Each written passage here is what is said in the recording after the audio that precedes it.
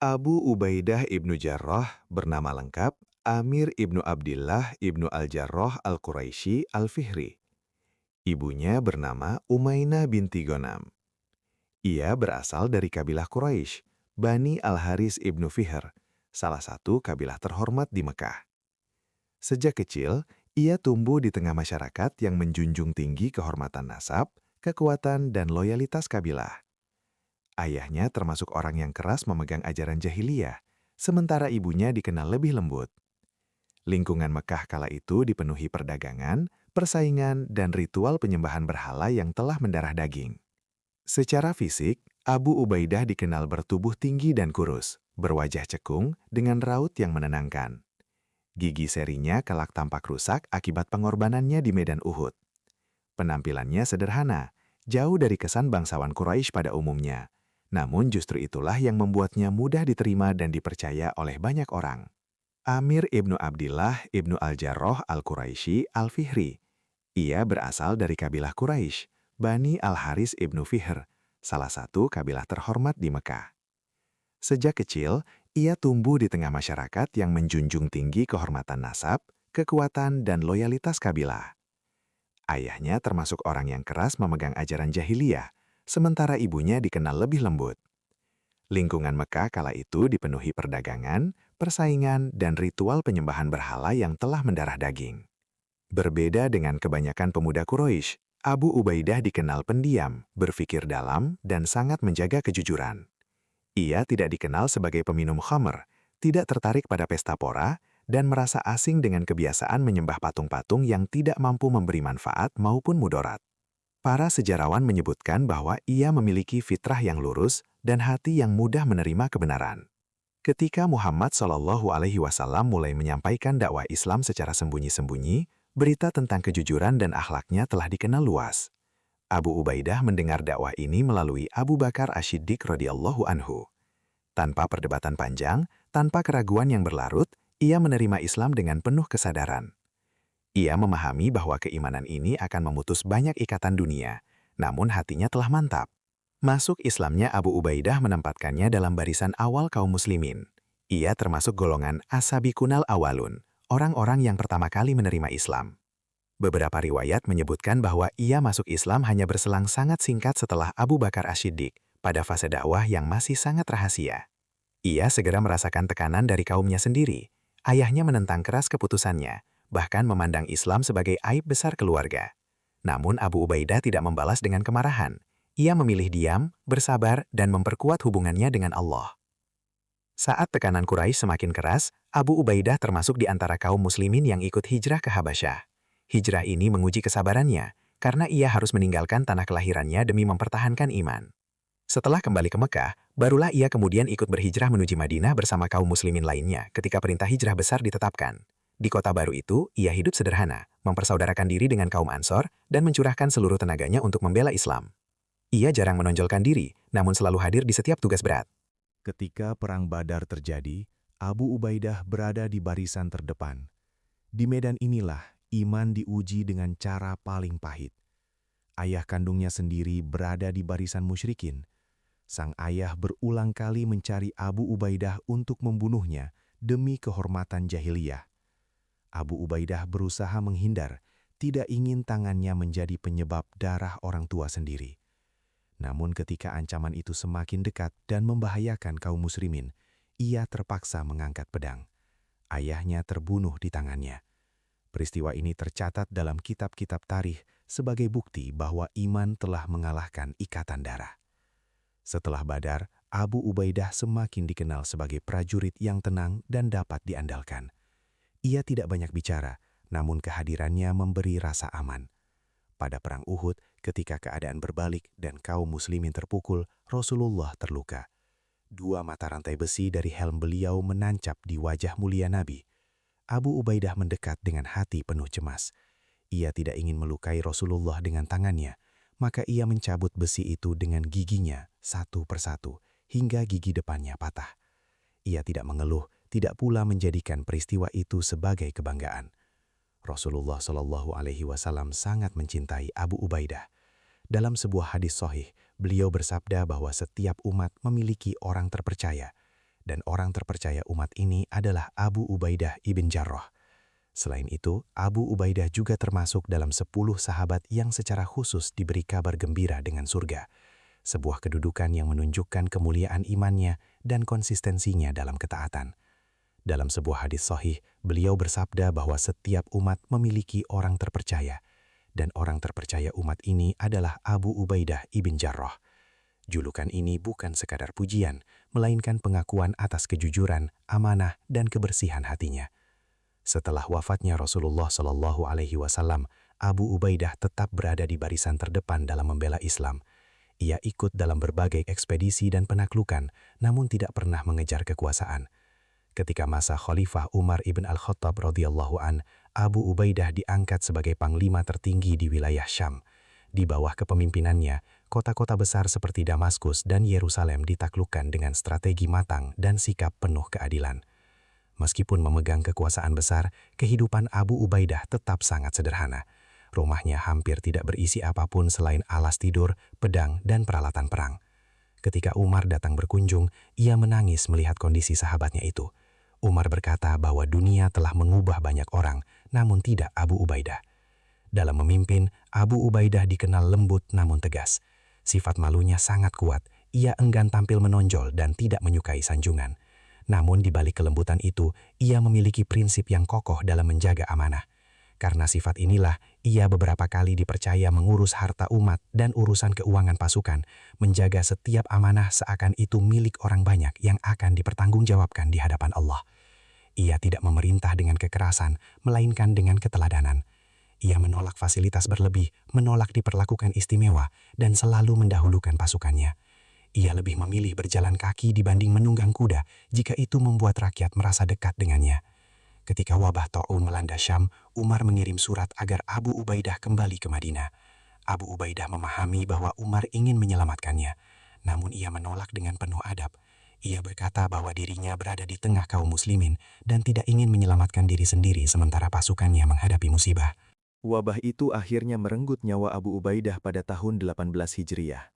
Menjelang wafat, ia berwasiat agar kaum muslimin menjaga sholat, keikhlasan, dan persatuan. Ia wafat tanpa meninggalkan harta, tanpa istana, tanpa warisan dunia. Nama Abu Ubaidah ibn Jarrah tetap hidup dalam sejarah sebagai simbol amanah, kejujuran, dan kepemimpinan yang bersih.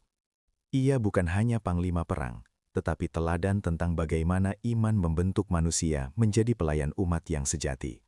Sejak menetap di Madinah, Abu Ubaidah menjalani hari-harinya dengan disiplin ibadah dan kesiapsiagaan. Ia termasuk sahabat yang paling jarang terlihat tertawa keras. Wajahnya selalu tenang, seolah menyimpan kesadaran bahwa hidup hanyalah perjalanan singkat menuju akhirat. Ia memperbanyak salat malam, puasa sunnah, dan jarang terlibat perdebatan duniawi. Dalam setiap peperangan setelah Badar dan Uhud, Abu Ubaidah selalu berada di posisi yang rawan namun penting. Pada Perang Khandaq, ia ikut menggali parit bersama kaum muslimin, merasakan lapar dan dingin tanpa mengeluh. Ketika kemenangan datang, ia tidak mencari pujian. Ketika kekalahan sementara menimpa, ia tidak menyalahkan siapapun. Pada peristiwa penaklukan Makkah, Abu Ubaidah memasuki kota kelahirannya bukan sebagai penuntut balas, melainkan sebagai hamba yang tunduk. Ia menyaksikan berhala-berhala runtuh, simbol jahiliyah yang dahulu menguasai kota itu. Ia teringat masa kecilnya, ayahnya, dan keputusan besar yang pernah ia ambil di Badar. Namun hatinya telah bersih dari dendam. Dalam perang Hunain dan pengepungan Taif, Abu Ubaidah tetap tampil sebagai prajurit yang patuh. Ia tidak pernah membantah perintah Rasulullah, bahkan ketika logika militer tampak berat. Ia percaya bahwa keberkahan terletak pada ketaatan. Rasulullah sering mempercayakan tugas-tugas sensitif kepada Abu Ubaidah. Ia pernah diutus memimpin delegasi, menjaga harta rampasan, dan menyelesaikan urusan antar kabilah. Kepercayaan itu tumbuh bukan karena kepandaian berbicara, melainkan kejujurannya yang tak tercelah. Setelah wafatnya Rasulullah, Abu Ubaidah menghadapi masa paling berat bagi umat. Ia termasuk yang setia mendukung Abu Bakar Ash-Shiddiq dalam menjaga persatuan kaum muslimin. Dalam peperangan melawan kaum murtad, ia berdiri teguh meski risiko besar menghadang. Ketika Umar ibn al-Khattab menjadi khalifah, Abu Ubaidah semakin sering diberi tanggung jawab besar. Ia memimpin pasukan ke wilayah Syam bersama para sahabat agung lainnya. Di medan perang, ia tidak hanya mengatur strategi, tetapi juga menjaga akhlak pasukan. Ia melarang perusakan berlebihan, penindasan penduduk, dan pengkhianatan perjanjian. Di Damaskus, ia hidup seperti rakyat biasa. Ia makan roti kering, tidur di atas alas kasar, dan menolak pengawal khusus. Penduduk Syam menghormatinya bukan karena ketakutan, tetapi karena keadilan. Dalam salah satu kunjungan Umar ke Syam, Umar meminta Abu Ubaidah menunjukkan rumahnya. Ketika melihat betapa sederhananya kehidupan sahabatnya itu, Umar menangis. Abu Ubaidah berkata bahwa ia hanya ingin cukup bekal untuk perjalanan panjang menuju akhirat. Ketika wabah taun mulai menyebar, Abu Ubaidah tetap berada di garis depan, menenangkan pasukan dan rakyat. Ia memimpin dengan keteladanan, bukan dari balik perlindungan. Ia tahu risikonya, namun tidak pernah menyesal. Saat sakitnya semakin berat, ia mengumpulkan pasukannya. Ia berwasiat agar mereka tetap taat kepada Allah, menjaga sholat, dan tidak tergoda dunia. Kata-katanya sederhana, namun keluar dari hati yang bersih. Ia wafat dengan tenang, jauh dari kampung halaman, namun dekat dengan Tuhannya. Kaum muslimin kehilangan pemimpin besar, tetapi teladannya tetap hidup. Sejarah mencatat Abu Ubaidah ibnu Jarrah sebagai manusia yang tidak silau kekuasaan, tidak tergoda harta, dan tidak goyah oleh pujian. Ia membuktikan bahwa kepemimpinan sejati lahir dari keimanan, amanah, dan ketundukan total kepada Allah. Dalam kepemimpinannya di Syam, Abu Ubaidah menghadapi tantangan besar yang tidak hanya berupa peperangan, tetapi juga pengelolaan wilayah luas dengan penduduk beragam keyakinan. Ia memahami bahwa kemenangan sejati bukan sekedar menaklukkan kota, melainkan menegakkan keadilan yang membuat penduduk menerima Islam dengan hati terbuka. Karena itu, ia sangat berhati-hati dalam menetapkan kebijakan, selalu merujuk kepada Al-Quran dan Sunnah, serta berkonsultasi dengan para sahabat utama. Salah satu ujian terberatnya adalah ketika pasukan Muslim berhadapan dengan kekuatan Romawi Timur yang besar dan terorganisir. Dalam situasi genting, Abu Ubaidah tidak terpancing oleh ambisi pribadi. Ketika Khalifah Umar memutuskan menunjuk Khalid ibnu Walid sebagai panglima lapangan, Abu Ubaidah menerimanya dengan lapang dada. Ia tidak merasa tersinggung meski secara formal ia adalah pemimpin tertinggi di Syam. Ia berkata bahwa tujuan mereka bukanlah jabatan, melainkan keridhaan Allah. Sikap ini semakin menguatkan persatuan pasukan. Dalam Perang Yarmuk, Abu Ubaidah berperan sebagai pengikat barisan. Ia menenangkan pasukan yang menghadapi jumlah musuh berlipat ganda.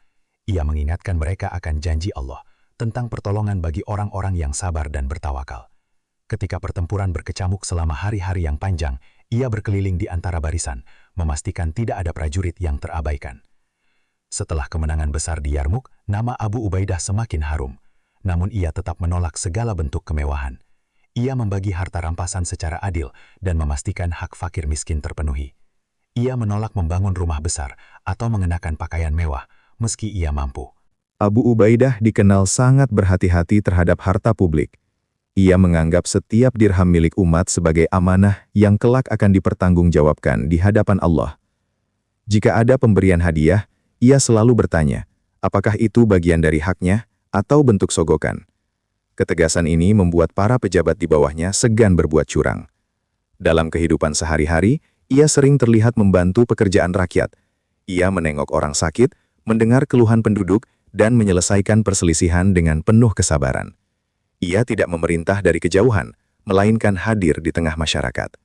Ketika wabah taun Amwas semakin meluas, Abu Ubaidah menunjukkan keteguhan luar biasa. Ia tidak mengisolasi diri di tempat aman. Ia justru mendatangi pasukan yang sakit, memberi semangat, dan mengingatkan mereka untuk bersabar.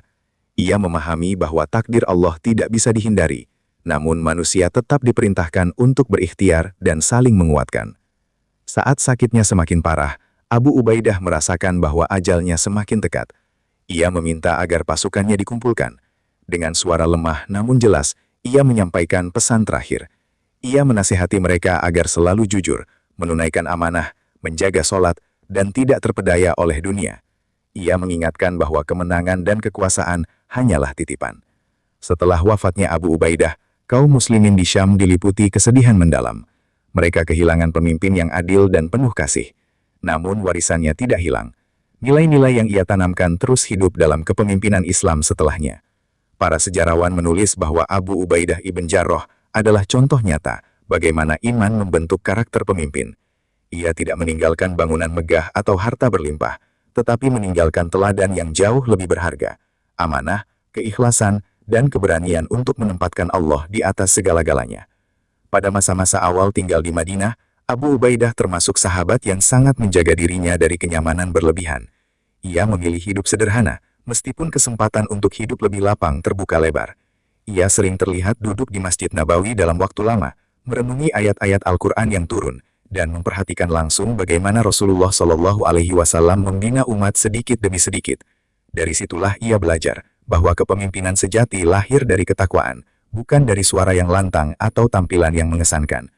Abu Ubaidah jarang meriwayatkan banyak hadis, bukan karena kurang ilmu, tetapi karena kehati-hatiannya. Ia takut keliru dalam menyampaikan sesuatu yang dinisbatkan kepada Rasulullah Shallallahu Alaihi Wasallam. Sikap wara ini membuat para sahabat lain menaruh hormat besar kepadanya. Ketika ia berbicara, orang-orang mendengarkan dengan penuh perhatian, karena tahu kata-katanya lahir dari pertimbangan dan kejujuran. Dalam kehidupan sosial, Abu Ubaidah dikenal sangat menjaga perasaan orang lain. Ia tidak suka mematahkan pendapat dengan keras. Jika berbeda pandangan, ia menyampaikannya dengan lembut. Ia memahami bahwa persatuan umat jauh lebih penting daripada kemenangan pendapat pribadi. Sifat inilah yang membuatnya sering dijadikan penengah dalam situasi sulit. Ketika wilayah Islam semakin meluas di masa Umar Ibnul Khattab, tantangan yang dihadapi Abu Ubaidah semakin kompleks. Ia harus mengatur logistik pasukan, menjaga moral prajurit, sekaligus memastikan penduduk non-Muslim mendapatkan perlindungan sesuai perjanjian. Ia menegakkan prinsip bahwa tidak boleh ada pemaksaan dalam agama dan tidak boleh ada kezoliman, meskipun terhadap musuh yang telah kalah. Dalam banyak kesempatan, Abu Ubaidah menolak penghormatan berlebihan. Ia tidak suka dipuji di depan umum. Jika ada yang memujinya sebagai panglima besar, ia segera mengalihkan pembicaraan kepada nikmat Allah dan jasa para prajurit. Ia khawatir pujian itu akan merusak keikhlasan yang selama ini ia jaga dengan susah payah. Para sahabat yang hidup bersamanya di Syam sering menceritakan bahwa Abu Ubaidah adalah orang yang paling sedikit tertawa, namun paling menenangkan jika berbicara. Kehadirannya memberi rasa aman. Ia tidak mudah marah, namun jika amanah dilanggar, ia menjadi sangat tegas. Ketegasan itu bukan lahir dari emosi, melainkan dari rasa takut kepada Allah. Ketika wabah Ta'un Amwas mencapai puncaknya, banyak pasukan dan penduduk yang mulai putus asa. Abu Ubaidah berusaha menguatkan mereka dengan mengingatkan bahwa setiap musibah memiliki hikmah dan bahwa kematian bukanlah akhir, melainkan pertemuan dengan Allah. Ia mencontohkan kesabaran itu dengan tetap menjalani hari-harinya seperti biasa, beribadah semampunya, dan melayani umat sampai tenaganya benar-benar habis. Menjelang akhir hayatnya, Abu Ubaidah tidak meninggalkan wasiat tentang harta atau jabatan. Ia hanya meninggalkan pesan tentang sholat, kejujuran, dan persaudaraan. Ia berpesan agar kaum muslimin tidak saling menzolimi, tidak berlebihan mencintai dunia, dan selalu mengingat bahwa kekuasaan adalah ujian. Setelah kepergiannya, Umar ibn al-Khattab sangat berduka. Ia pernah berkata bahwa seandainya Abu Ubaidah masih hidup, ia tidak akan ragu menunjuknya sebagai khalifah. Pernyataan ini menunjukkan betapa besar kepercayaan Umar terhadap integritas dan ketakwaan Abu Ubaidah. Abu Ubaidah ibn Jarrah dikenang bukan karena pidato-pidatonya, bukan pula karena kemenangan militernya semata, melainkan karena kemurnian imannya. Ia menjadi bukti bahwa Islam mampu membentuk manusia yang kuat tanpa kehilangan kelembutan, berkuasa tanpa menjadi zolim, dan terkenal tanpa mengejar nama. Hidupnya adalah pelajaran panjang tentang amanah, dari masa muda di Mekah, hijrah ke Madinah, medan-medan perang yang keras, hingga memimpin wilayah luas dan akhirnya wafat dalam kesederhanaan. Abu Ubaidah menunjukkan satu benang merah, ketundukan total kepada Allah. Demikianlah perjalanan hidup Abu Ubaidah ibn Jarrah, seorang sahabat yang tidak pernah mencari sorotan, namun justru bersinar sepanjang sejarah Islam. Keteladanannya tetap relevan bagi siapapun yang memikul amanah, di zaman apapun. Ia pergi tanpa meninggalkan dunia, namun meninggalkan jejak yang tak terhapus oleh waktu.